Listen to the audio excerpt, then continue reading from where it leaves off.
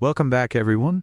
Today we're diving into a topic that, for many, feels a bit elusive, a bit mystical, but it's fundamentally one of the most grounding concepts you can explore: your higher self. Jane, when you first hear higher self, what's the immediate image or feeling that comes to mind? Honestly, Dawn, for a long time it felt like something almost out of reach, like this perfect, enlightened version of me that I could only aspire to be. Maybe after years of meditation in a cave somewhere, it felt very up there, Not something I could easily access on a Tuesday afternoon. That's a very common initial reaction, and it really highlights a key misconception. We often picture it as this separate, almost divine entity, but in truth, your higher self isn't higher in the sense of being separate or above you. It's more like the purest, most authentic, and wisest part of who you already are, residing within you, waiting to be acknowledged. So it's not some ethereal ghost of Christmas future, it's actually me, but like the best version of me, living right here, right now? That's a huge shift in perspective. It makes it sound so much more attainable, more real. Exactly. Think of it as your soul's blueprint, your inner compass. It's the part of you that holds your true purpose, your deepest values, and an unwavering sense of peace and wisdom, even amidst chaos. It's the voice of intuition, the quiet knowing, beneath all the noise of daily life, and frankly, the ego. Ah, the ego. That's usually the loudest voice in the room, isn't it? So, how do we distinguish between the two? Because sometimes I feel like I'm getting an intuitive hit, but then my mind jumps in with all the what-ifs and you can't do that scenarios, and it's hard to tell which is which. That's a brilliant question, Jane, and it's where a lot of people get stuck. The ego often speaks from a place of fear, lack, or self-preservation. It's analytical, critical, and focused on external validation. Its voice can be loud, urgent, and often creates anxiety or resistance. The higher self, on the other hand, communicates differently. It's often a quiet whisper, a gentle nudge, a feeling of deep knowing or expansive peace. It doesn't judge, it doesn't fear. It offers solutions, clarity, and guidance that feels expansive and aligned with your highest good, even if it might challenge your comfort zone. So the ego is like a frantic marketing executive trying to meet quarterly goals, and the higher self is like a wise old mentor who just sips tea and offers gentle, profound advice? I like that analogy, it makes it much clearer.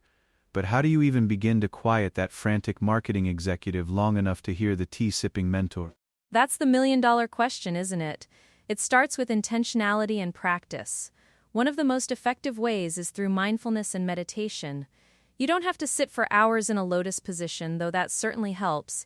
Even 5 to 10 minutes a day of simply observing your thoughts without judgment can create space. I've tried meditation, and sometimes it feels like I'm just watching my grocery list parade through my mind. It's hard to feel that expansive peace when I'm wondering if I remembered to buy milk. And that's perfectly normal. The goal isn't to stop thinking, it's to notice the thoughts without getting swept away by them. Each time you gently bring your attention back to your breath, or to a mantra or a visualization, you're strengthening that muscle of awareness. You're telling your ego, "Thanks for sharing, but right now, I'm listening to something else." Okay, that's encouraging. So it's not about perfection, it's about persistence. What are some other practical ways we can try to connect, beyond just sitting in quiet, because for some of us that's a mountain to climb in itself? Absolutely. Nature is a powerful conduit. Spending time outdoors, whether it's a walk in the park, a hike in the mountains, or just sitting by a tree, helps ground us and quiet the mental chatter. The natural world often mirrors the peace and interconnectedness that your higher self embodies. Another incredible tool is journaling, but with a twist. Instead of just writing about your day, try asking your higher self questions. Write down a dilemma or a question you have, and then write the answer that comes through, without filtering it. You might be surprised by the wisdom that flows onto the page. Oh, I love that journaling idea. It's like having a direct line to your inner sage. I can see how that would bypass the usual mental gymnastics. I'm picturing a little higher self column in my journal now. What about things that aren't so quiet, like creative outlets? Absolutely. Creativity is a direct portal. When you're deeply engrossed in a creative pursuit, painting, playing music, writing, even cooking, you enter a flow state. In that state, the ego often recedes, and you're operating from a place of pure inspiration and intuition. That's a very powerful connection to your higher self. That makes so much sense. I often feel my most me when I'm singing or writing. It's like the world fades away, and I'm just in that moment, totally present. So, once we start connecting, what are the benefits? How does this actually change our day-to-day lives? The benefits are profound and far-reaching. Firstly, you gain immense clarity in decision-making. Instead of agonizing over choices, you start to feel an inner knowing that guides you. It's like having an internal GPS that always points you towards your true north. Secondly, you experience greater peace and resilience. When you're connected to your higher self, external circumstances don't shake you as easily. You understand that your inherent worth and happiness aren't dependent on outside events. You gain perspective, understanding that challenges are often opportunities for growth. Oh, that peace and resilience part sounds incredibly appealing right now, especially with how fast-paced and unpredictable everything feels. So it's not just about getting answers, it's about a fundamental shift in how we navigate life itself. Precisely. You also cultivate stronger self-trust. When you consistently listen to and act from that inner wisdom, you build confidence in your own judgment. You stop second-guessing yourself as much, and frankly, your relationships improve because you're operating from a place of authenticity and love, rather than fear or neediness. Self-trust is a big one. I think so many of us struggle with that. We look for external validation, for someone else to tell us what to do, because we don't trust our own gut feelings. This sounds like a path to reclaiming that inner authority. It absolutely is, and it's not always easy. There will be days when the ego is particularly loud, when doubt creeps in. But the journey of connecting with your higher self isn't about perfection, it's about persistent practice and a gentle return to that inner space, again and again. What about when the guidance feels uncomfortable? What if your higher self is telling you to do something that feels really scary or goes against what everyone else expects of you? How do you trust that it's actually your higher self and not just another sneaky ego trick? That's an excellent point. The key differentiator is the feeling it evokes.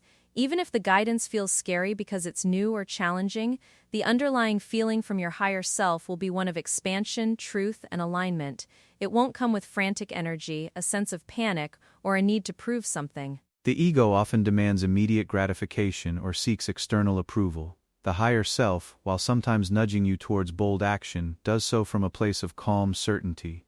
It might feel like a deep pull, a "this feels right even though I'm terrified" sensation, rather than "I have to do this or else I'll fail." Okay, that's a crucial distinction, the quality of the feeling.